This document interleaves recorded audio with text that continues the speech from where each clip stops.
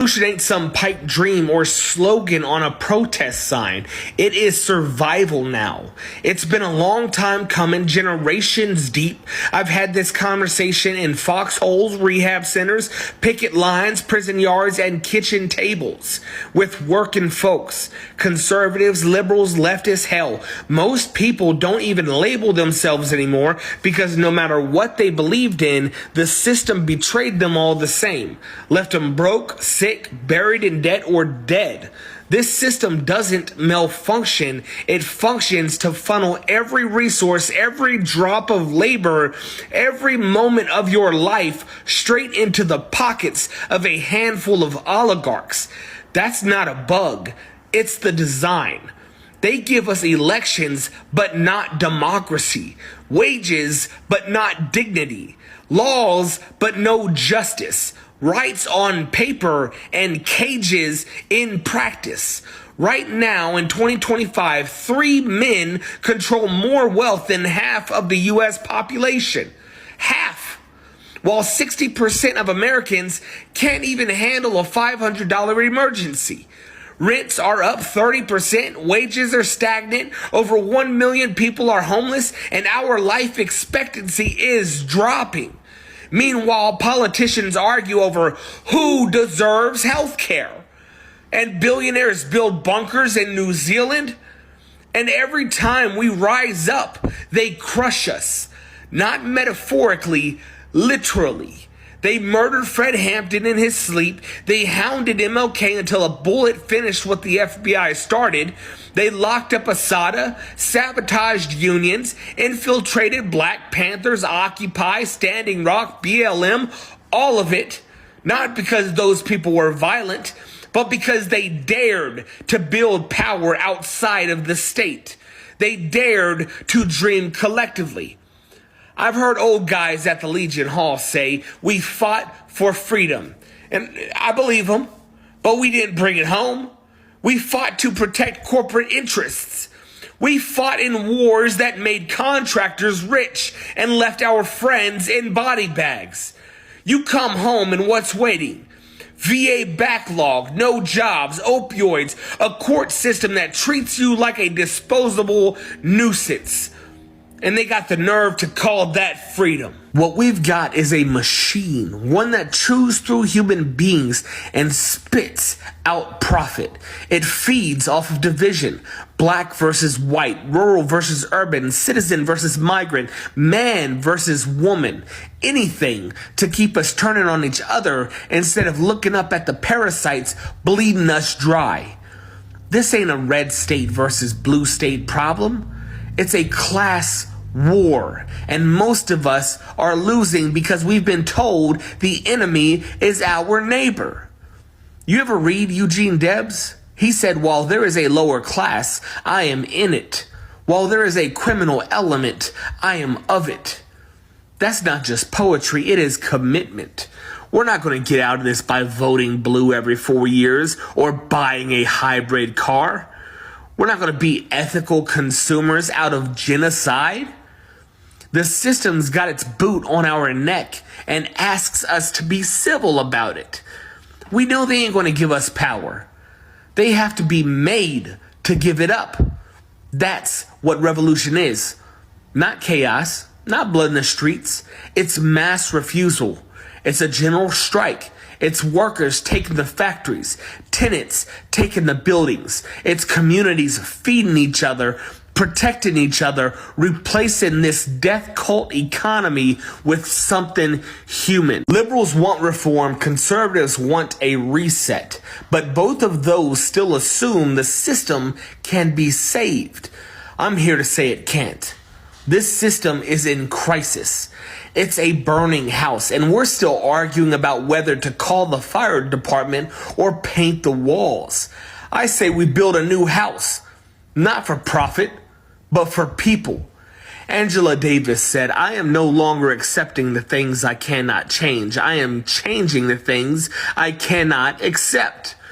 I can't accept children freeze to death while billionaires take tax breaks. I can't accept another generation crushed by debt, war, and addiction. I can't accept a system that rewards cruelty, punishes kindness, and sells us back our own humanity at a 19% APR. We need revolution. Not tomorrow, not someday, now. Because the longer we wait, the worse it gets.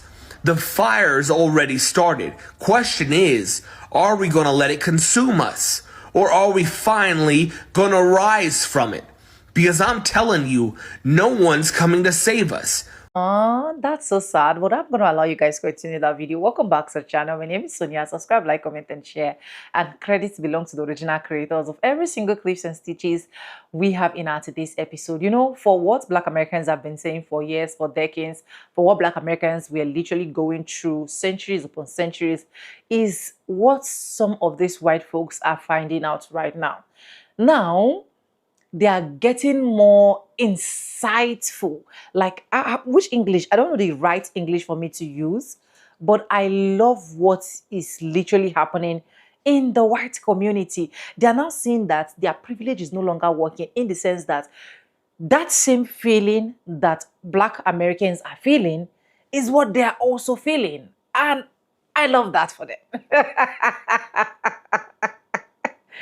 Welcome back to the channel. My name is Sonia. If this is the first time seeing in, let's go continue this video. I'll be back with commentaries. Disclaimers, educational purposes only. Let's go. You ever notice how in this country, just trying to survive is treated like a damn crime? Being broke is criminalized. Addiction locked up. Mental illness punished. Homelessness ticketed. Parenthood, while poor, they take your kids. Not because you're violent, not because you're dangerous, but because you need help. Because you slipped. Because you're drowning in a system that built the water and tied the weights to your ankles. Let me tell you something most folks won't say out loud. Poverty is violence, and it ain't some accident.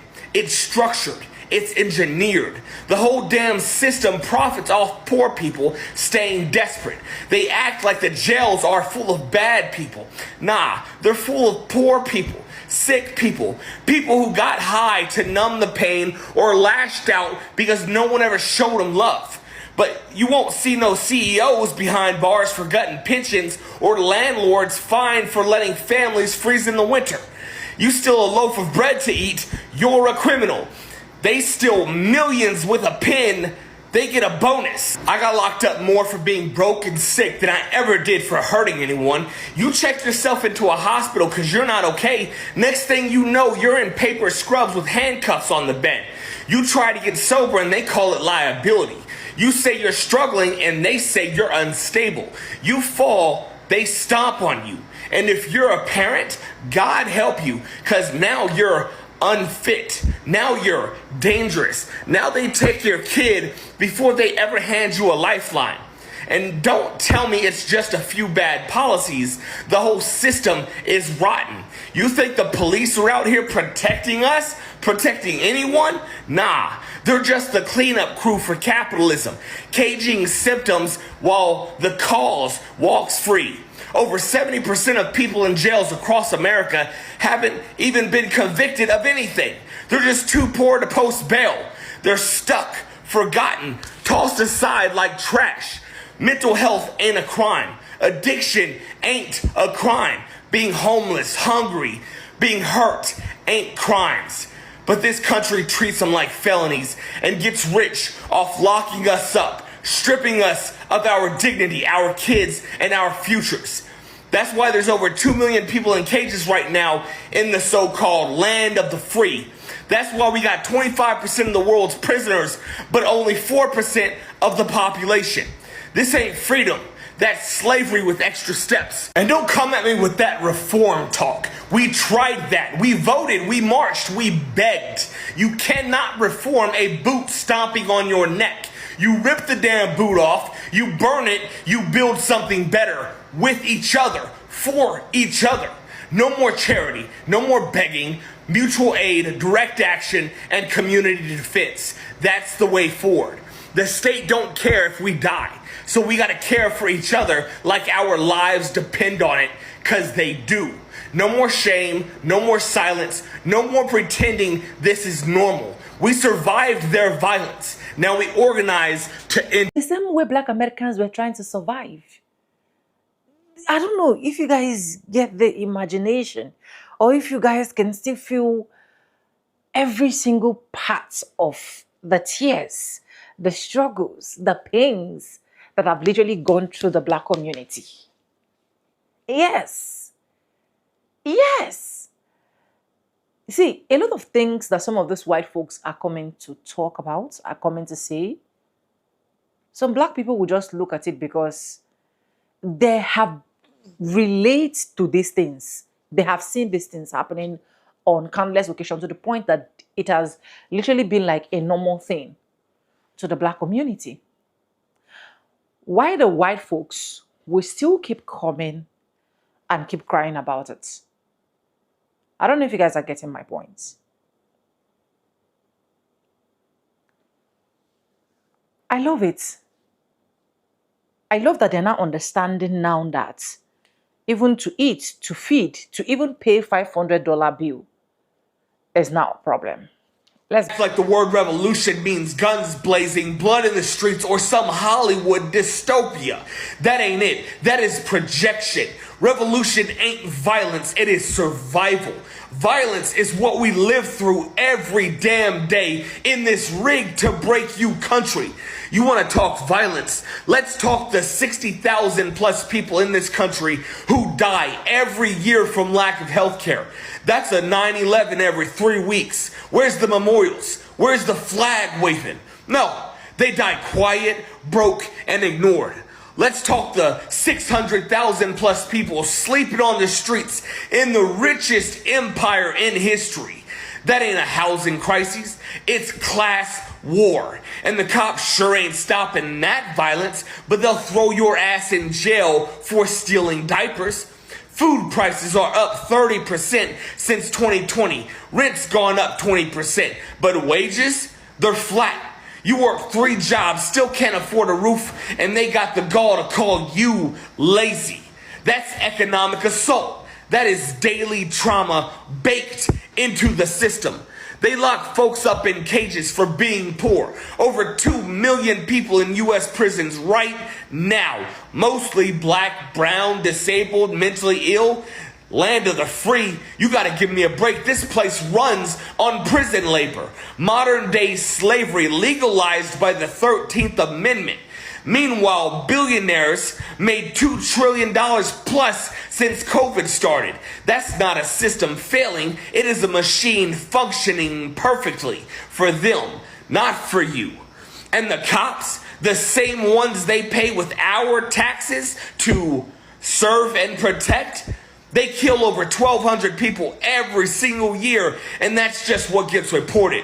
No trials, no justice, just executions in broad daylight. If a civilian did that, it'd be murder. When a cop does it, it is procedure. And when folks snap, when folks push back, oh, now it's violent. No, that's called resistance, self-defense. You gas a protester and cry foul when they throw the can back? Spare me. Like Assata Shakur said, no one is going to give you the education you need to overthrow them. We ain't here to kill. We're here to heal. We want to feed the hungry, house the unhoused, liberate the caged, protect the planet, and let folks live free without being crushed by rent, cops, and big pharma. But this empire don't know how to live without violence. It needs violence to survive. Abroad, in the hood, in the hollers, in hospitals, in schools, in courtrooms, in wombs. Every institution is a boot on someone's neck. We ain't bringing violence. We're dragging the truth into the daylight. You call that dangerous? Good. Because the truth should scare the bastards getting rich off of our misery. So nah, don't come to us talking peace while we're bleeding out. We don't owe this system anything but its obituary. Revolution ain't about destruction, it's about birth. About building the world we were told we didn't deserve, but we do, and we're taking. This man is not really saying what a lot of people are supposed to be saying. I'm lying, but the thing is, Has he been saying this all this while? That's the question. Because it's not looking more like the wake-up call that the orange man has literally given a lot of white folks is not a reason why they now have to sit back and be like, no, let me talk about this. Because if they were too comfortable, if they were happy, if it was only going to affect black folks, do you think that some of these white folks or a lot of these white folks will be coming to say something? No, right? Let's finish the last clip I have for you guys. White blindness is, it's comfort without consequence, reward without reflection. It's not a mistake, it's design. Most of us float through life thinking things are fair, that everyone gets a shot, that racism is some fringe relic. Those beliefs exist because we've never been forced to learn otherwise.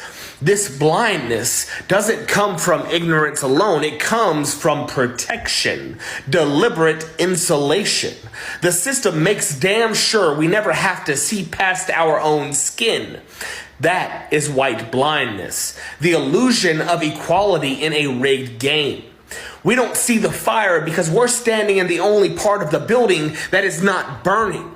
We don't recognize systemic racism because we don't endure it. It's not aimed at us. It doesn't stalk our children, target our bodies, or deny us opportunity. Instead, it shields us. Our lives are calibrated for comfort while others are suffocating under the weight of generational injustice. Propaganda feeds this comfort. It shows up in schools and movies, on the news, in the myths we were raised on. Slavery ended in 1865. We had a black president. Bullshit. Slavery didn't end, it evolved. The 13th Amendment legalized it through mass incarceration. As of 2025, over 800,000 people, mostly black and brown, are trapped in U.S. prisons, working for cents or for nothing at all. What's worse, we see classism. We see classism because we live it. We know hunger. We know the sting of an empty wallet and an eviction notice. Class war is obvious to us when you're broke. We don't hesitate to curse the billionaires and the CEOs, but when someone points out that racism intersects with that same class war, hits black and brown folks harder, we shut down. We question it. We demand proof. We act like race is an afterthought instead of a driving force. Fact. Black Americans are 5 times more likely to be incarcerated than white folks. Students who are black are 3 times more likely to be suspended. And the wealth gap, still staggering. Black families barely hold 1/10 of the wealth of white ones. Even now, in housing, jobs, education, healthcare, every system, every metric, black people they face obstacles white folks are spared. And still, many white folks say, that's not my fault. Maybe not, but here's the truth. You're still benefiting from it. And choosing to ignore it, that is your fault. You're walking through a system that lets you move freely while others are hunted, and you call that normal? Some say, I'm not racist. Well, that's not enough. Being polite doesn't undo a violent system. Not saying slurs doesn't erase redlining, segregation, or police brutality. Silence keeps the machine running. Neutrality is a shield for power. This isn't about guilt. It's about responsibility. You didn't build the system, but you are riding the wave. And if you're not fighting to dismantle it, you are helping to hold it up. White privilege is not about luxury, it's about escape. We get to avoid the worst parts of the system. We don't have to teach our kids how to survive a traffic stop. We aren't assumed guilty before speaking. That's power, even if we didn't ask for it. Use that power to do something. Read, listen, show up, stop centering yourself. Don't wait for someone to educate you. Your black friend is not their responsibility. Go get uncomfortable on purpose. Make mistakes, apologize, learn, grow, then get back in the fight. Angela Davis said, "It is not enough to be non-racist. We must be anti-racist." That means action. It means confrontation. It means risking comfort, risking reputation, risking silence. Others risk their lives just walking down the street. Stop pretending it's someone else's problem. Stop treating racism like a ghost story. It's real, it's deadly, and it's baked into every corner of this country. If you benefit from it, you have a duty to fight it. No more hiding, no more passivity, no more comfortable blindness. Tear the damn blindfold off. Either get in the fight or get the hell out of the way. Anyways, that's all I got for this video. I love the fact that white blindness is this or white blindness is that, you know. For a long time, I already know that white folks, we are blind. Yeah, spiritually, physically. No, let me not say physically, spiritually, psychologically. Yeah. Because if not being blind towards all of the things that you're literally supposed to see, literally supposed to fight for, literally supposed to understand, literally supposed to stand for, who the heck will appoint this orange man? Until this point, a lot of them are still blind. Anyways, I want to give an applaud to this man, and I want to say very big thank you to him, because it's not easy. Like I said, some of these white folks knows exactly what is happening, what they can talk about, but I will literally not talk about it. They will prefer to be silent about it. They will prefer to just let's keep supporting no matter how bad it is. But every single thing everybody is facing is what Black Americans have literally faced in one way or the other.